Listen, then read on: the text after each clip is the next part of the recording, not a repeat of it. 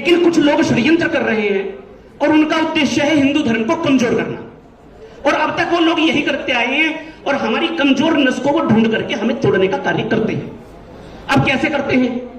मैं जिस संगठन से मैं एकल विद्यालय अभियान से भी जुड़ा हुआ हूं, वहां पर गांवों के अंदर मुजफ्फरनगर में 420 गांवों के अंदर कार्यकर्ता हैं। हर गांव में एक कार्यकर्ता है और वहां पर मैं भी जाता हूं। गांव में कई जगह पे मैं जाता हूं, मैं भी जाता हूं, मेरी वाइफ भी मेरे साथ जाती है और हमारे परिवार के और लोग भी साथ में जाते हैं। जब गांव में जाते हैं तो सत्संग कराते हैं। हमने सिस्टम शुरू कराया, हर गांव के अंदर सत्संग होना चाहिए प्रतिदिन। तो लगभग 450 गांवों के अंदर अपने मुजफ्फरनगर के अंदर सत्संग चल रहा है, ठीक। लेकिन होता क्या है, कई जगह पर हमने गए, जाने के बाद में एक समस्या हमें सामने मिलती है कि कुछ लोग ऐसे हैं कि जो कि जिनके दिमाग के अंदर उन्हें यह भर रहा है कि हम राम को नहीं मानना। मैं आपको प्रैक्टिकल बात बता रहा हूं, किसी दूसरे की सुनी सुनाई मैं नहीं बोल रहा, ठीक है। आप सबसे एक अनुरोध है कि उन लोगों का जो कार्य है वो हमारे धर्म को तोड़ने का प्रयास। श्री कृष्ण गोपाल मित्तल जी बड़े विशिष्ट नेता हैं। दीपावली मिलन के नाम से मैं आप सब लोगों को दीपावली की बहुत बहुत शुभकामनाएं देता हूं, बधाई देता हूं। और शुरुआत इस बात से करता हूं, संबोधन सबको करते हुए, वीरपाल निर्वाल जी हमारे बड़े भाई बैठे हैं और नरेंद्र पवार जी ने हमारे साथ काम किया है और ललित शर्मा जी हिंदुत्व के एक बड़ा नाम हमारे जनपद में बहुत लंबे समय तक रहा है, आज भी। बिट्टू भाई मेरे ख्याल से बाहर गए हैं, कहां बैठे हैं? पूनम बहन जी, हम बहुत सारे लोग पुराने, राधे श्याम जी कहां गए? ये बैठे हैं हिंदू परिषद में। ओमकार जी हमारे संयोजक के रूप में हुआ करते थे उस समय में। बहुत लंबे समय तक हिंदू संघर्ष समिति, बिट्टू आ गए हमारे बीच में। बहुत लंबे समय तक मैं हिंदू संघर्ष संगठन के एक कार्यकर्ता के रूप में काम किया और मैंने उस संघर्ष समिति में काम करते करते एक चीज महसूस की, बड़ी गंभीरता से सुनने की जरूरत है। केवल 5-10 मिनट में अपना पूरा, भाई तेज की आवाज क्यों कर दी? बहुत बढ़िया आवाज।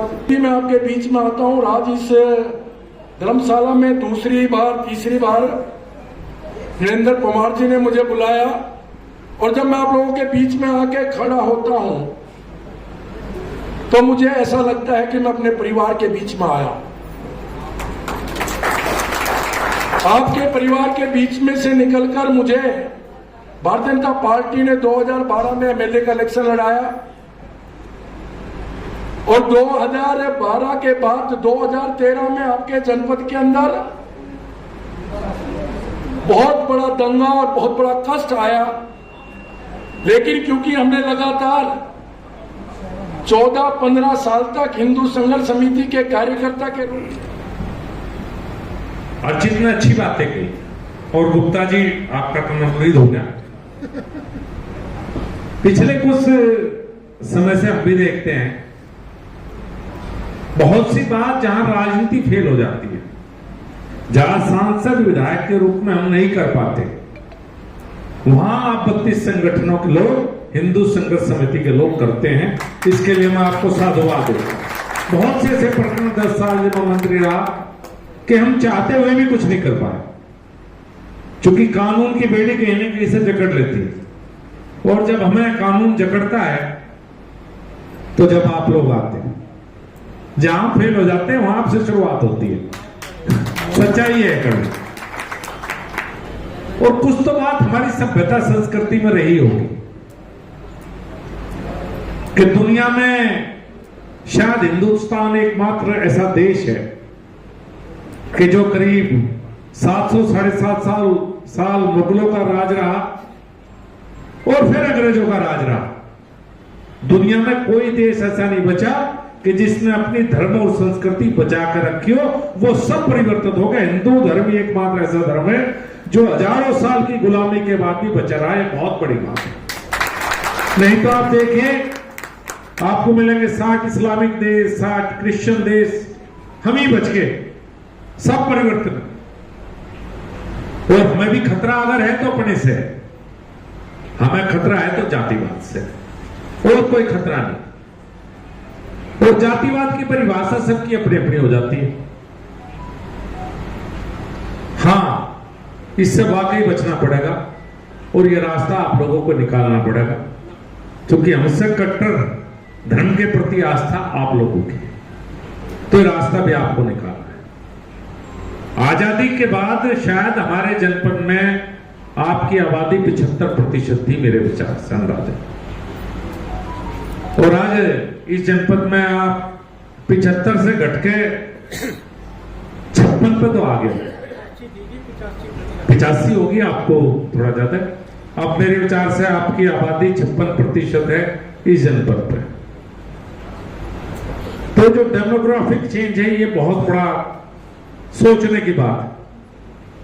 और मुझे तो एक रास्ता दिखाई दिया था कि मैं जनसंख्या नियंत्रण करूं, क्योंकि और तो कोई तरीका नहीं, और ये आवाज हमेशा मैं उठाता भी रहा, लेकिन अभी तक ये नहीं हो पाया, क्योंकि मुझे खतरा ये है कि आने वाले 10 साल में 50 से नीचे ना आ जाए, और जैसे 50 से नीचे आए फिर तो कुछ मेरे विचार से न राजनीति रहने की, ना बहुत सी बातें रहने की।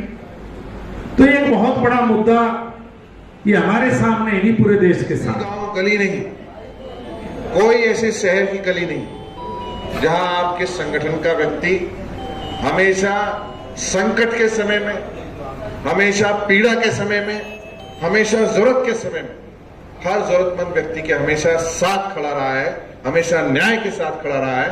इसके लिए मैं आपको बधाई और धन्यवाद देना चाहता हूं।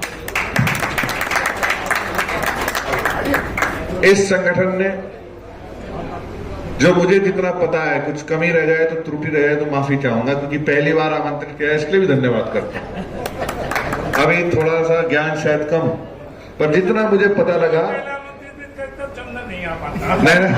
नहीं, मैं आज भी आ गया, पहले भी करते जब भी आऊंगा, और आगे भी करोगे जब भी आऊंगा, 100%। आप बुलाते रहना।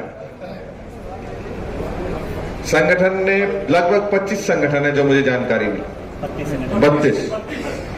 32 संगठन है जिन्होंने राष्ट्र के लिए, पर्यावरण के लिए, गौ माता के लिए, हिंदू समाज के लिए, और हमेशा जहां भी जरूरत पड़े प्रत्येक पीड़ित व्यक्ति के लिए, पीड़ित समाज के लिए अपनी आवाज बुलंद करने के लिए ये संगठित होने का निर्णय लिया। ये किसी पार्टी नहीं, किसी सरकार नहीं, ये किसी व्यक्ति नहीं, ये सामाजिक संगठन है। और मैं पहले से कहता है कि सब चीज से बड़ा, किसी व्यक्ति से बड़ा, पार्टी से बड़ा समाज हो, और जहां समाज जो निर्णय लेता है वो ईश्वर भी मान्य है। काम तो रही है और सुई की नोक से समस्या का ताला खोल रही है। चिड़िया ने दिया जवाब, करारा जवाब कि भाई मैं तेरी बात को मानती हूँ और अपनी चोंच की ताकत को जानती हूँ, परंतु जब भी इस घटना का आई थी आग बुझाने वालों में लिखा जाएगा।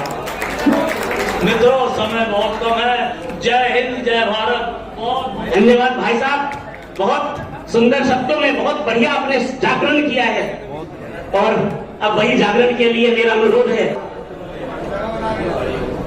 इस कार्यक्रम की आयोजन करने वाली समिति में मुख्य रूप से बुलाए गए हमारे आपके चहेते नेता आदरणीय पूर्व मंत्री जी श्री संजीव बालियान जी, महाराज जी सुखदेव से चल के आए जो है चंद्रकांत जी, कन्हैया महाराज जी, और जिनके निमंत्रण पे मैं आया मैं धन्यवाद देता हूं।